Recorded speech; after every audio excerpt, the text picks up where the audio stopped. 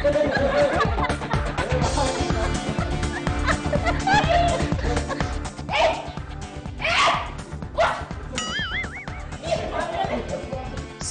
के मामा के घर हो गया है हंगामा, हंसी खुशी का हंगामा। जैसे ही सरोजनी के घर सोमेंद्र ने एंट्री ली, यहाँ सरोजनी के हंसी के ठहाके शुरू हो गए। सोमेंद्र की एंट्री के साथ उसे छूट गई हंसी। रिहर्सल सीन का था या हंसी का, ये समझ में नहीं आ रहा था।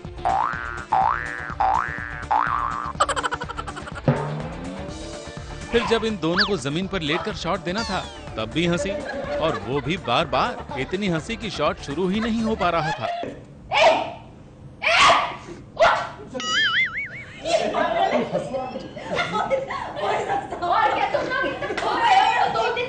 वैसे मामी के डायलॉग बोलने की स्टाइल भी कभी हंसा देती थी इन सबको, और मामी भी खुद बहुत हंसे जा रही थी। मेरी हंसी एक बार शुरू हो जाती है तो बस स्टॉप होने का नाम नहीं लेती है।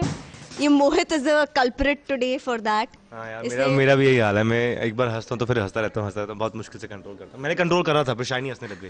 पर एक बार ऐसे मुझे हंसा दिया ना तो बस वो हंसना फिर शुरू हो गया, फिर वो स्टॉप नहीं हो रहा था। अच्छा है, हंसना सेहत के लिए बहुत जरूरी भी है, और रोने के बाद हंसने का मौका मिल जाए तो सारे दुख और गम भुलाने में आसानी होती है।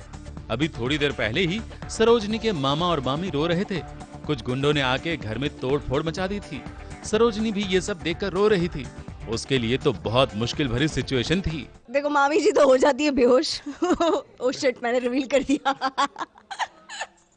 ओके ठीक है, तो मामी जी हो जाती है बेहोश। ये भाई साहब का खून बह रहा है, वो आप देखिए आगे क्या होता है। तो ऑब्वियसली तब तो ये चले जाते हैं, रह जाती है मामी। तो अब मैं तो ऐसे डिलेमा में हूँ, क्या करूँ क्या नहीं करूँ। चलिए, अब जब सरोजनी ने बता ही दिया है तो हम भी दिखा देते हैं।